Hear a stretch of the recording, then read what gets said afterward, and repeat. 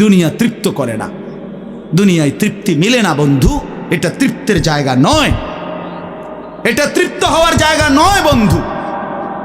আল্লাহ তাআলা কোরআনে ওয়াদা দিছে, বান্দা জান্নাতে আইসো, তোমার আমি তৃপ্ত করে দেব, সুখে ভরে দেব। মা তাশতাহি আনফুসুকুম, যা দিল চাইবে বান্দা আমি সব দেব। তোমার চাওয়া শেষ হইলে ওয়ালাদাইনা মাজিদ, আমার কাছে আরো অগণিত আছে কোটি কোটি নিয়ামত, যেগুলো তুমি নামও জানো না, চিনো না বান্দা। তুমি চাও নাই, আমি আল্লাহ নিজের থেকে আরো কোটি কোটি দেব। তুমি আইসো বান্দা, তুমি জান্নাতে আসো, তুমি সবর করো, অপেক্ষা করো। আল্লাহ আমাকেও বুঝার তৌফিক দান করেন, সবাইকে বুঝার তৌফিক দান করেন। আল্লাহ তাআলা বলছেন এই পৃথিবী একদিন শেষ হবে, হাসরের মাঠ কায়েম হবে, মানুষগুলোর দুইটা অবস্থা হবে, কিছু আমার প্রিয় বান্দা হবে, কিছু নাফরমান বান্দা হবে।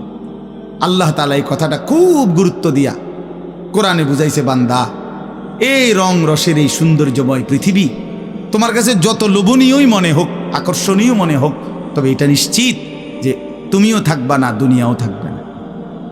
এই কথাটা মনে রাখো বান্দা, এটা যদি মনে রাখতে পারো তো জিন্দেগি সুন্দর হবে, জীবন সুন্দর হবে। এই জন্য কোরআনুল কারীমে আল্লাহ তাআলা খুব এই কথাটা বুঝাইতে চাইছে, বান্দা এই এত সুন্দর পৃথিবী দেখে তুমি যতই বিমোহিত হও, মুগ্ধ হও, তো মনে রাখো এটা থাকবে না, আমি একদিন ভেঙে ফেলব। ইযাস সামাউন ফাতারাত, আসমান ভেঙে চুরচুর হবে। ওয়া ইদাল কাওয়াকিবুন তাসারাত, তারকারাজি খসে খসে পড়বে, পাহাড়গুলো উঠতে থাকবে তুলার মতো। ওয়া তাকুনুল জিবালু কাল ইহনিল মানফুশ ওয়া বুসাতিল জিবালু বাসসা, পাহাড়গুলো তুলার মতো উঠতে থাকবে, সাগর নদীর পানিগুলো টকবক করে উতরাইতে থাকবে। মা তার কোলের বাচ্চাকে ছুঁড়ে ফেলে দিবে, গর্ভবতী নারীর বাচ্চা নিজে নিজে বের হয়ে যাবে, সব মানুষ পাগলের মতো মাতালের মতো হয়ে যাবে। ইসরাফিল ফু দিবে, জমিনের মধ্যে ভূমিকম্প শুরু হবে, বিকট শব্দে আওয়াজ হবে।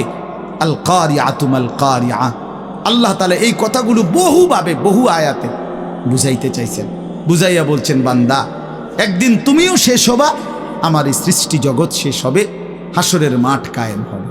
তো এখানেও আল্লাহ তাআলা বলছেন, কাল্লা ইদা দুক্কাতিল আরদু দাক্কাং দাক্কা, সাবধান বান্দা, মনে রেখো এই জমিন একদিন চূর্ণ বিচূর্ণ হয়ে যাবে। কি হবে বলেন না? ওইখানে একটা কথা আছে, লম্বা কথা, অতুহিব্বুনাল মালা হুব্বান জাম্মা। আল্লাহ তাআলা বলেন, বান্দা দুনিয়ার মাল আর সম্পদের ভালোবাসাটাকেই তোমরা খুব গভীরভাবে দিলের মধ্যে বসায় লাইলা।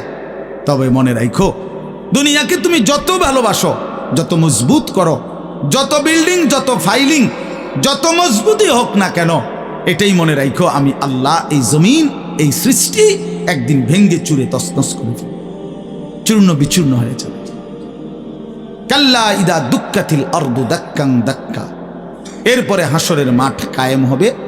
তো হাসরের মাঠের দৃশ্যটা আল্লাহ তুলে ধরছে যে হাসরের মাঠ কায়েম হবে, মানুষগুলো সব দাঁড়ানো থাকবে, আদম থেকে ইসরাফিলের ফু পর্যন্ত। এই দাঁড়ানো অবস্থায় আল্লাহ তাআলা বলতেছেন, ওয়াজা রাব্বুক, আল্লাহ তাআলা মহান আল্লাহ পাক, তিনি তার শান অনুপাতে হাসরের ময়দানে উপস্থিত হবেন। ওয়াল মালাকু সাফফান সাফফা, কোটি কোটি ফেরেশতা সারিবদ্ধভাবে লাইন ধরে দাঁড়াবে, চারদিকে কোটি কোটি ফেরেশতা, মহান আল্লাহ পাক উপস্থিত, আর মানুষগুলো সব দাঁড়ানো। এই কল্পনা করে হাসরের মাঠ। এবার কি হবে? আল্লাহ বলেন, ওয়াজিআ ইয়াউমাইদিন বিজাহান্নাম। এই অবস্থায় ফেরেশতারা জাহান্নামকে ৭০,০০০ আগুনের শেকল দিয়ে টেনে হাসরের ময়দানে উপস্থিত করবে। মানুষগুলো সচক্ষে জাহান্নামকে দেখবে। জাহান্নাম একটা বিকট তারা আগুনের গর্জন, তীব্র আগুনের যখন একটা গর্জন উঠবে, আল্লাহর কসম নবী বলছে, পুরা হাসরবাসী তখন চিৎকার দিয়া বলবে, ইয়া রব্বি নাফসি নাফসি, আয় মাওলা আমাকে বাঁচান, আমাকে বাঁচান। এই প্রথম হাসরবাসী কথা বলবে। তাফসিরে আছে, হাদিসে, মানে প্রথম চুপচাপ দাঁড়ায় থাকবে, কিন্তু জাহান্নামকে যখন দেখবে, জাহান্নামের চিৎকার যখন শুনবে, তখন পুরা হাসরের ময়দানে চিৎকার উঠবে, ইয়া রব্বি নাফসি নাফসি, আল্লাহ আমাকে বাঁচান। নবী সাল্লাল্লাহু আলাইহি ওয়াসাল্লাম বলেন, আল্লাহ তাআলা ফেরেশতারা যেন দেখাই দিবে ইব্রাহিম আলাইহিস সালামকে, ওই যে আপনার ছেলে ইসমাঈল, তার ব্যাপারে কিছু বলবেন। ইব্রাহিম আলাইহিস সালাম বলবেন, ইয়া রব্বি নাফসি নাফসি, এই মাওলা আমাকে বাঁচান, আমাকে। ওর বিষয়টাও দেখো। ইয়াকুব আলাইহিস সালাম, ওনার ছেলে ইউসুফ আলাইহিস সালাম, এটা সেই ছেলে 40টা বছর দুনিয়াতে যার জন্য উনি কাঁদছিলেন। ফেরেশতারা বলবো, ওই যে ইউসুফকে দেখা যায়, তার ব্যাপারে কিছু বলবেন। ইয়াকুব আলাইহিস সালাম বলবেন, ইয়া রব্বি নাফসি নাফসি, এই মাওলা আমারে বাঁচান, আমার। ওটাও বুঝো। অজি আয়াউমা ইদিন বিজাহান্নাম, জাহান্নামকে হাসরের ময়দানে আনা হবে বন্ধু। বিষয়টারে তুমি আমি খামখেয়ালি মনে করো না বাপ।